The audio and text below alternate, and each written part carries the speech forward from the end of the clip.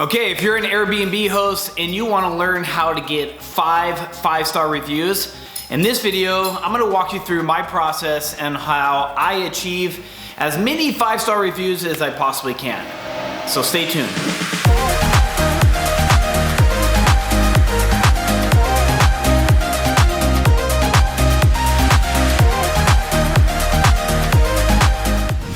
Now, just a couple quick things. Let me be clear. In this video, we're talking about how to get those 5-star reviews. Obviously, every little detail in your listing is gonna make it easier and easier to get those 5-star reviews. Obviously, you have to have great photos, great furniture, it's gotta be clean, all those other good stuff. But in this video, I'm gonna dive into a lot more of the communication, guest responses, answering questions, that kind of thing in order to get those 5-star reviews. Now, this is no guaranteed, this is just what I've been doing, and it's been working great for me. One of my properties has, I think, 30 reviews now, all 5-star. I have most of all my other properties are about a 4.9, 4.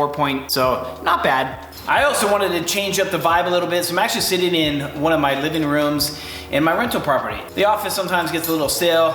You'll see my dog walking around, but if you like this, let me know. So I'm gonna go over my entire process of start to finish on guest communications, getting the reservations, and then how I get my 5-star reviews. I teach this in my class for all new students or anybody just now starting Airbnb hosting. It really does come down to great communication. So what I always teach, if you're brand new, don't be afraid to tell your guests that. Put it in your listing and let people know, hey, this is my first Airbnb experience. This is the first time I'm hosting. Don't worry, you're in great hands, that kind of thing. That way guests know that little things may come up. You're gonna do whatever you can to resolve those issues and that you're new. So maybe they'll give you a little bit more slack when things do come up and won't bash you on the review. First, well, there's not really a number or whatever, but this is process, right? So, like I said, build a foundation first. Always make sure your listing is accurate, up to date. If you have any quirky things with your listing, now is the time to put it in your description. What you're trying to do is limit any questions or concerns after people already booked and check in. So if they're reading your description and your photos, and maybe you're by an airport and you have planes that fly over your place every hour or something like that, then in your description, I would recommend putting that you live next to an airport, super convenient, but planes do fly over and may or may not bother you. Never had any guests complain about it, but just wanna let you know. If you put that kind of stuff in the description, then at least your guests know what they're booking ahead of time, and then when they show up, it's not a surprise to them. I also like to put in my listing that this is a home. It's not a 24-hour service hotel. We don't have concierge on call. We don't have handymans on call, etc. So things do come up, things break, things change, whatever. I let guests know. I will reach out to you as soon as possible, but usually I like to tell people that I'm around, but past 10 p.m., I'm not really gonna be like jumping on the phone all the time unless it's like a major emergency. Now with Airbnb, you can set up automatic messages, the basic ones. Let people know that you got their inquiry or their booking request or their check-in process, whatever. So I find with the Airbnb auto message, it wasn't enough for me. So I use a program called Hospitable. It used to be called Smart B&B, but now it's called Hospitable, and I can really go in there and customize all my messaging, and I'm gonna walk you through my messaging from start to finish. Okay, so let's say I get a booking inquiry. An inquiry is somebody that maybe is brand new to the platform. This guest doesn't have any reviews. Maybe their account is not verified yet. So they'll reach out to me, ask me questions, or they want to book it and I get to review them finally. So if I get that inquiry, within a few minutes, an automatic message goes out from Hospitable, and this is basically what it says. It says, you can type in the name right away and automatically say, Dear Sam, or however you want to say it. It says, thanks for your interest in my home, blank city, and then the name of your home if you have a name of the home. If you haven't already, please explain your trip, a little bit about the guest. Make sure your profile is 100% verified. We don't allow any bookings unless you are verified. And then, you can add whatever you want from there. And then I always end it with saying, I'm in the process of reviewing your account now. We'll get back to you shortly. So having an automatic message that does all this for every inquiry saves me a lot of time. Not only that, in the algorithm, it shows Airbnb that I respond very quickly to all the inquiries that come in. So now let's say I got a confirmed booking. Let's say it was an instant book, they meet all the requirements, and they instantly booked my place. Same kind of thing, I have an auto message that goes out, instantly gets sent out to my message, and this is kind of what it says. Hi, so-and-so, let's say John booked a place. Thanks for your reservation, and then this is what I say. I will contact you 3 days before your arrival date with a step-by-step digital guidebook on the property. Please double check and review all the house rules and that you agree. Any other questions, I will get back to you shortly. Super simple, it's on auto. The second I get this, it automatically goes out within a few minutes, and then I move on. If there's questions, then I'll read it through, see what kind of questions I need to reply to.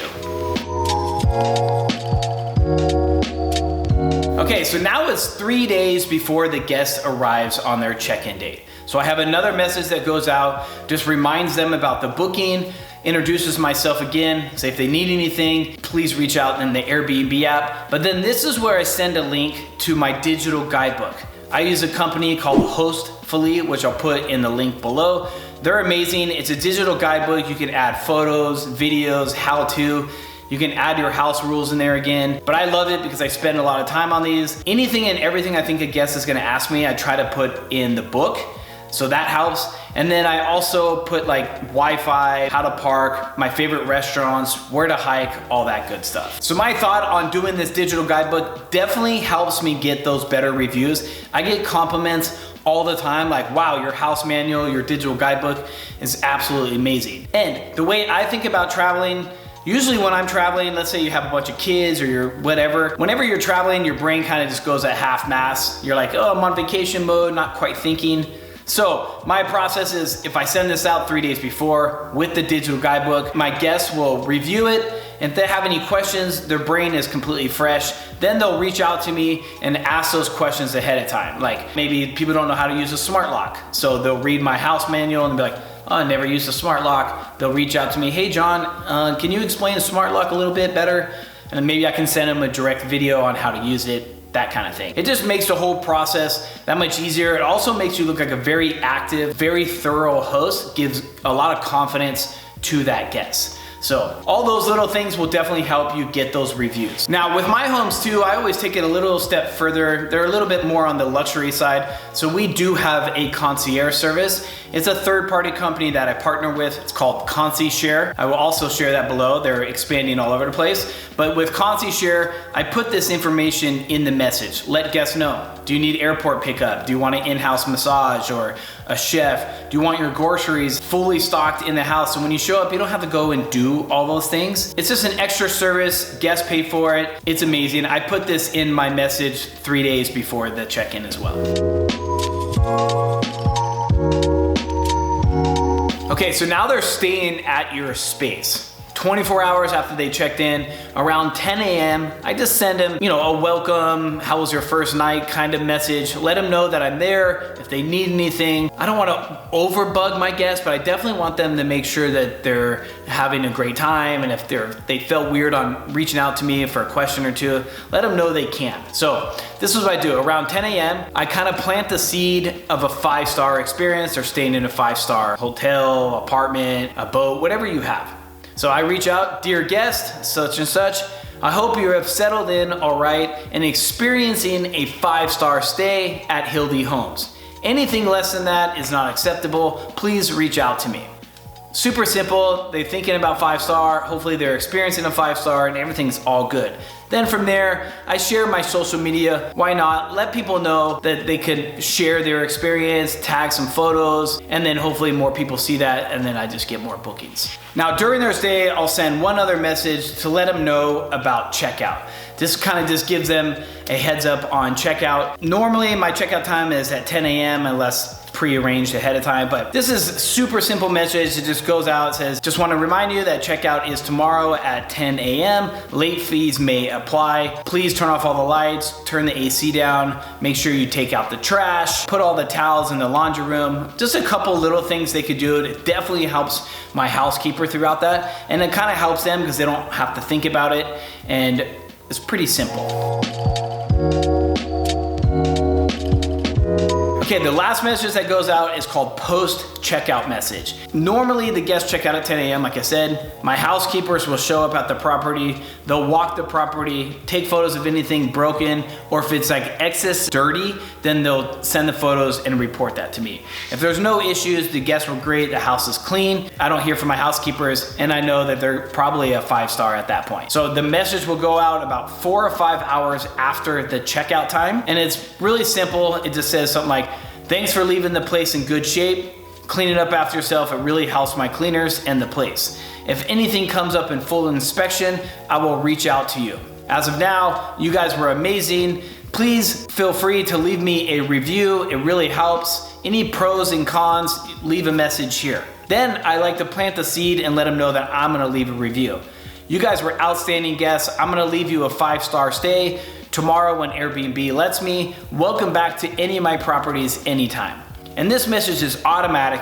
It goes out. I like to do this quickly because the guests have your space fresh in mind, and hopefully they had a 5-star stay. Then they know that I'm gonna leave them a 5-star review. So hopefully that helps as well. Now, if you guys are wanting some extra help in my process and how I do it, I do take on some one-on-one mentors, which I'll leave in the link below. I also teach a free webinar a couple times a week on the introduction to hosting, and I do a Q&A at the end sometimes as well, so I can help you with that. I'm also an official Airbnb ambassador, so if you have not started hosting yet, you can join with my link. That way we can be connected, and I can kind of help you through those questions. I can also review your account before you go live, give you any tips and tricks that way as well.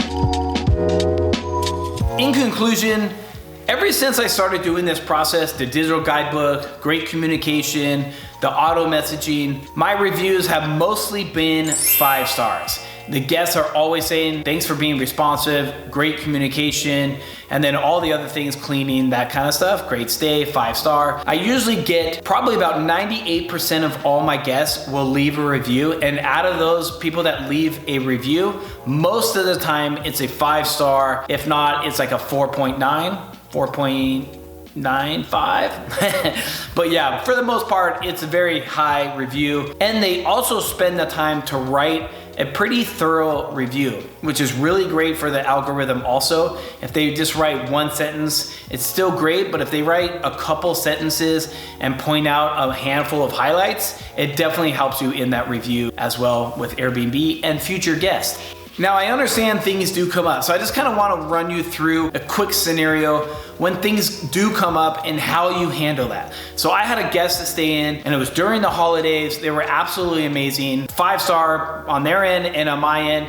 But then on Christmas Day, the heater for the pool stopped working. Obviously, there's nothing I can do. It's Christmas Day. They reached out to me. I replied to them right away, said, I'm really, really sorry.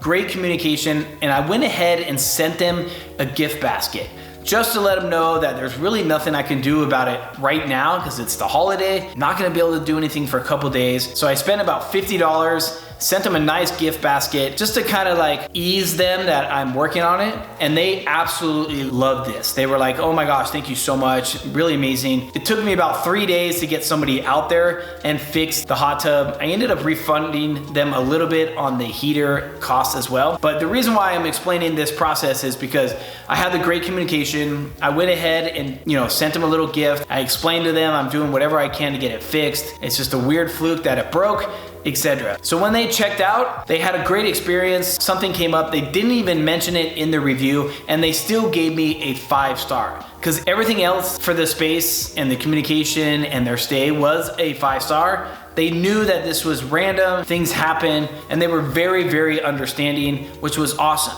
But I don't think I would have gotten that 5-star unless I would have had all this great communication. I went above and beyond. I gave them a little gift. to kind of smooth things over, but it definitely worked and it definitely kept me a 5-star. So I kind of wanted to just like run you through a scenario so when things do happen, because as we know, nothing is perfect. I hope that helps you guys. It has definitely helped me ever since I've been implementing this. Like I said, it helps me a lot. Let me know down below in the comments if you guys have any suggestions, or is there things that you do to help you get 5-star reviews? I think it would help a lot of people if you write that in the comments. Again, I'm back at YouTube, hopefully every Tuesday. Smash that like button, write me some comments. It definitely helps. If you have a question, reach out to me and maybe we'll make a video. Thank you guys for all sticking around, and see you soon.